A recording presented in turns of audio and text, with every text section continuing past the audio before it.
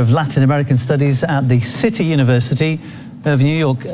Daniel, we've kind of heard the situation on the streets now. Clearly, the people are extremely unhappy about where they think any money coming in is going.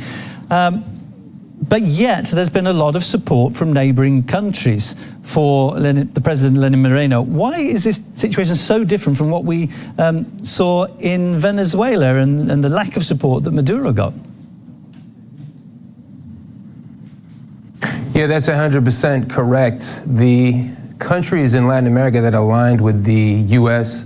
have very quickly supported Lenin Moreno and the neoliberal agenda. That supports come from Peru and Argentina, and it's the classic playing out of class forces in Latin America. This is not the first time, certainly, that the IMF and World Bank intervention has sparked massive revolt against austerity measures. We've seen this in Jamaica and the Dominican Republic, in Haiti, and across the region.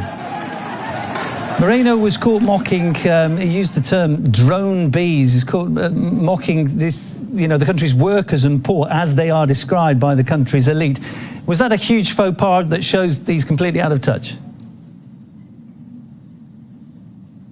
Yeah, the word zángano can also be translated as moron in the Ecuadorian parlance. And it shows that Lenin Moreno, who many people across Latin America and the world are calling the great betrayer, has sold out this cause. In the words of Rafael Correa, one of his greatest mistakes was his confidence and trust in Lenin Moreno, who has betrayed the 17 million people of this Andean nation, a country that's a majority indigenous people, a vast majority workers and peasants. And that's why we're seeing hundreds of thousands of people in the streets of Quito and Guayaquil and throughout the country. The president claims, I know that these are tough economic measures, but they're going to balance the budget. It's going to set us on a better track. Do you have any faith in that claim? That's what they've been saying for decades and decades to poor people throughout the third world, throughout the oppressed countries across the world. This $4.2 billion el paquetazo, this pact with the devil, if you will, is going to be cruel to the everyday workers. As we've seen, their wages have already been cut as of October 1st, the fuel subsidies, and we've seen what was almost a predictable response with the everyday people of Ecuador coming into the streets and saying no.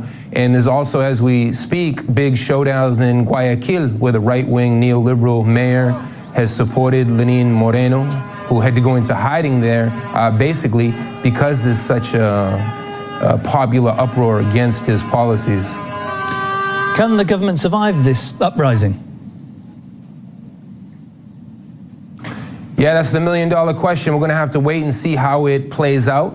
A lot of conspiracy theories are coming from the Twitter and the office of Lenin Moreno, who's trying to say that this is Rafael Correa in Brussels and Nicolas Maduro in Caracas who are behind it. He's never addressed his deals with the IMF, with the world's elites. So right now we're seeing a showdown and a playing out of the different class forces, with each respective government in the region lining up either with the people of Ecuador and Alianza País, as it was called before, or lining up with the government of Ecuador. So the lines are drawn, and the next 72 hours should be critical. Daniel, appreciate you coming on. Thanks for your analysis. Daniel Shaw's my guest. He's Professor of Latin American Studies at the City University of New York.